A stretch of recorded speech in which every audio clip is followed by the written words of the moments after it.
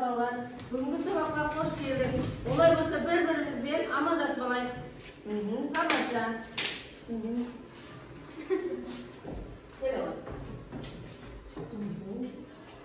Отырыңыздар. Балалар, бүгінгі сабағымыз, яғни Мексикалық әңгімесін алдын ала сіздерге оқып беруге үйге бердім. Енді сіздерді бірінші ең алдын топқа бөліп алайық. Бүгінгі сабақты қызықты өткізу үшін біз топпен жұмыс жасайық. Менің қолымда балалар мынау не білесіз? Қараңыздаршы. Осы бокс қолбағының астында жасыл сандар бар. Келіңіздер, осыны келіп аламыздар. Әрқайсымыз бірінші топ мына жаққа, екінші топ ортадағы, үшінші топ кешке келіп отырамыз. Олай болса топқа бөлініп болды.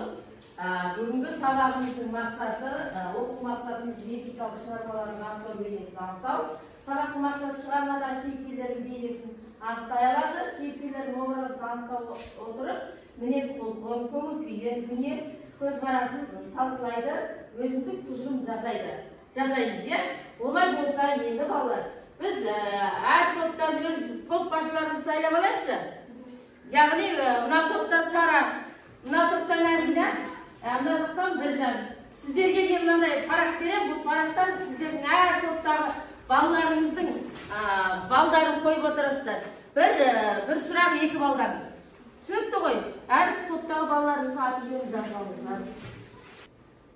Олай болса балалар, топ басшылары өз топтарыңызға балалардың аты жөнін жазып болсаңыздар, біз келесі тапсырмаға көшейік. Бұл тапсырмадағы сіздерге түсіндіре кетейін. Бұл жерде біз кейіпкер орындығындасақ қалай болады деген оймен сіздерге сұрақтар әдісі арқылы біз кейіпкер орындығын ойнасақ па деймін. Олай болса бірінші топтан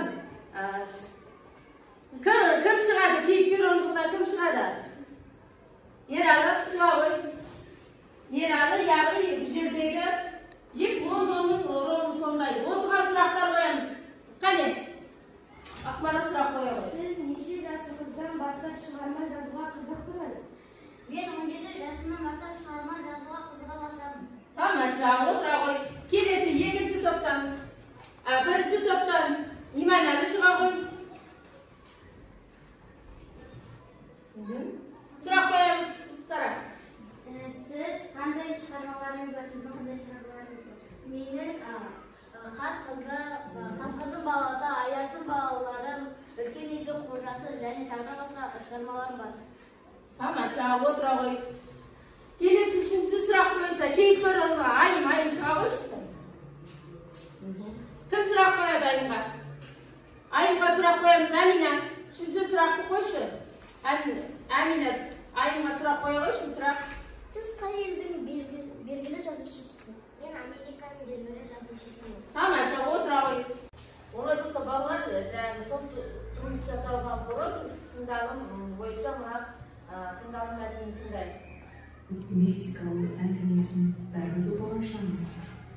Бұл әңгімеде жазушы қоғамдағы әлеуметтік теңсіздікті 18 жасар мексикалық Ривера мен 24 жасар ақ нәсілді ақша үшін рингке шығатын боксер Дэнни Уорд арасындағы жекпе-жек арқылы көрсеткен. Әңгіме бойындағы намысшылдық, жігерлілік, сабырлылық, төзімділік, өз образ, көркем шығармадағы кейіпкерлердің портреті, сөзі, іс-әрекеті, психологиялық күйі, ерекше қасиеттері, өзгелермен қарым-қатынасы барлығы жинақталып келіп, бүтін бір образды құрайды. Олай болса балалар, жаңағы бейне жазбаны көріп болғаннан кейін, енді біз топтық жұмыс жасайық. Әр топ өзінің тапсырмалары бойынша топтық жұмыс жасайды. Олай болса балаларына тапсырманы түсіндіре кетейін. Бірінші топтағы кейіпкерлерді табу әдісі арқылы әңгімеде кейіпкерлер бейнесін осы постерге қорғап, өз топтарыңызбен қорғайсыздар. Әр топта түсінікті ғой, өздеріңізге берілген тапсырмаларыңызды қорғап алып шығасыз. Бұл топтық жұмысқа 3 минут уақыт берілеміз. Ал уақыт кетті. Бастаңыздар. Топпен жұмыс жасаймыз.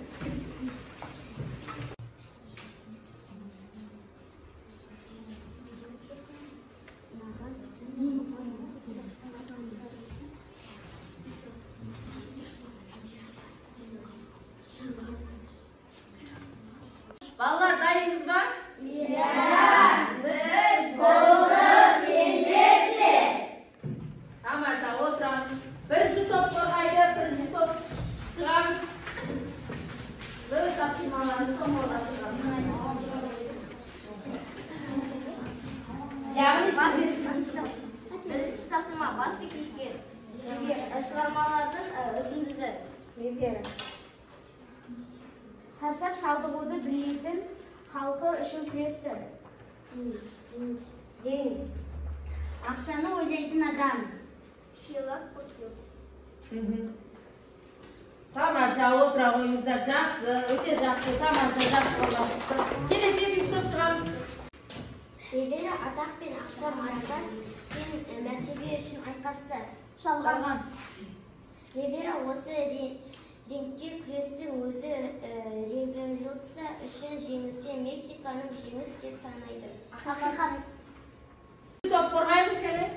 Біздің тапсырмамыз Дениздің бейнесін сипаттауға қатыспайтын сөйлемдерді тап. Яғни Дениздің бейнесін сипаттамайтын сөйлем қайсы екен? Сипаттамайтын сөйлем, төртінші сөйлем жұдырық жаңбырша жауды мейлі тек кеуде түйістіріп жақын жібермесе болғаны. Тамаша, өте жақсы. Үшінші топта жақсы қорғады. Олай болса, балалар, үшінші топ қағаздарын қойсылар артқа. Барлығымыз енді сабақтан шаршадық қой. Бір сергіту сәтін ойнайықшы. Олай болса, менің қасыма келе қалыңыздар қазір. Біздің сергіту сәтіміздің тақырыбы, яғни ойынымыздың тақырыбы кім бастық бола алады дейді. Яғни бұл жерде мен айтқан оқушы келеді да, ортаға тұрады да, ойынның шартымен таныстырайын. Көзімізді жұмып тұрамыз. Ең бірінші сол шыққан оқушы жан-жағындағы оқушыларды байқайды. Кім қандай орында тұр, бәрін білу керек. Содан ең бір көзін жұмады. Сол кезде балалар орындарымызды ауыстырамыз тез-тез. Сол кезде ол жаңағы ойынға бастық болып шыққан бала өзінің жанындағы балалардың қай орында тұрғанын табу керек, иә? Олай болса бізде шығады, аман шығады. Көзімізді жұмамыз. Бірінші көзімізді жұмай тұрып, кімнің қайда тұрғанын анықтап көріп аламыз. Тамаша, енді көзімізді жұмамыз. Орнымызды ауыстырамыз. Ашамыз. Кім қандай орында тұрды? Тез-тез орындарын көрсетіп береміз. Тамаша.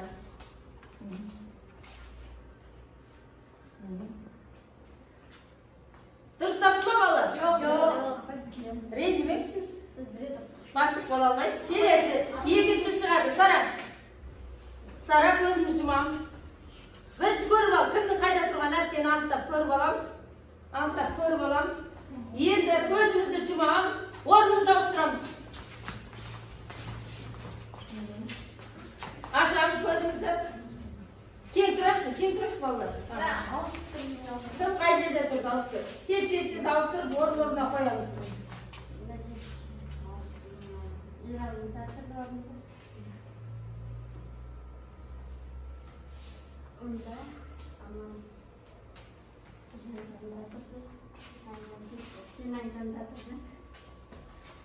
Болды ма? Дұрыс тапты ма? Яғни біздің Сара бастық болуға жарайды. Балалар, сергіп қалдық па? Енді олай болса төртінші тапсырмамыз. Бұл жеке-жеке жұмыс жасаймыз. Бұлар шығармада алынған әсер туралы өз көзқарастарымызды дәптерге қазір жазамыз.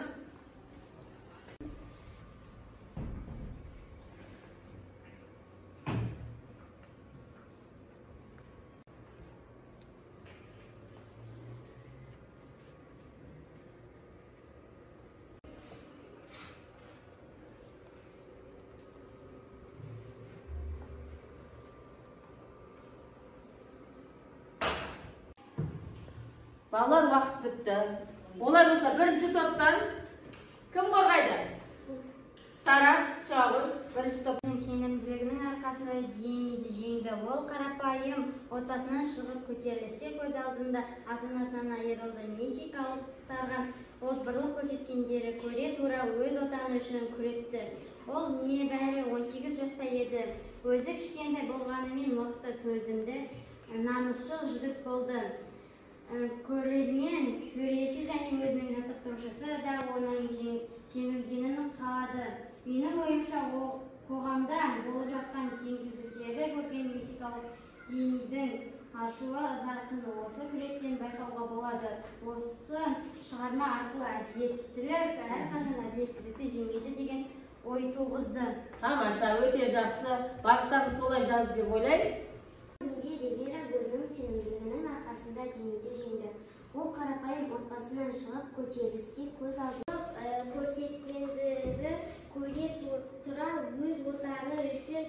Балалар, әр топтың топбасшылары өз топтарыңыздағы балаларды бағалап жіберіңізші. Бірінші топта Сара топбасшысы. Сәрсенқұл Иманәли 8 балл, Отан Ақмарал 8 балл, Сәрсенбай Ислам 8 балл, Берден Айдана 7 балл.